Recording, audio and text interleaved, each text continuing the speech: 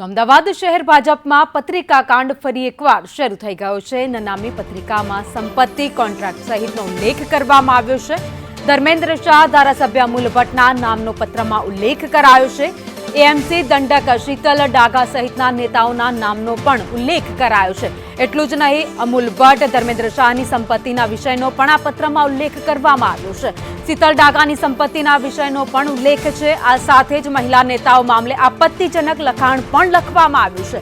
સંદેશ ન્યૂઝ આ પત્રની કોઈ જ પુષ્ટિ નથી કરતું। વધુ અપડેટ સાથે કશ્યપ જોશી અમારી સાથે જોડાયેલા છે।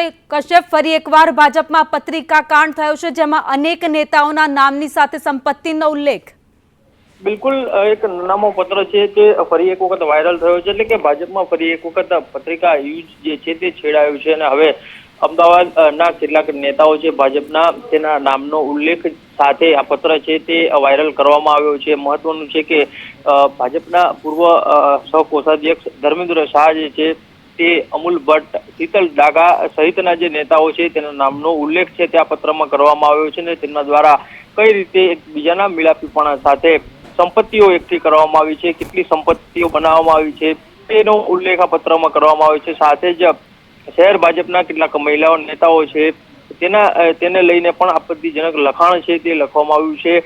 મહત્વનું છે કે આ પત્રની પુષ્ટિ સંદેશ નથી કરતું, પરંતુ જે પ્રમાણે આ પત્ર વાયરલ થયો છે તેને લઈ અને ચોક્કસ ભાજપના નેતાઓ છે તેને આ મામલે તપાસ હાથ ધરી છે અને હવે આ પત્ર કોના દ્વારા વાયરલ કરવામાં આવ્યો છે તેને લઈ અને તપાસ કરાઈ રહી છે।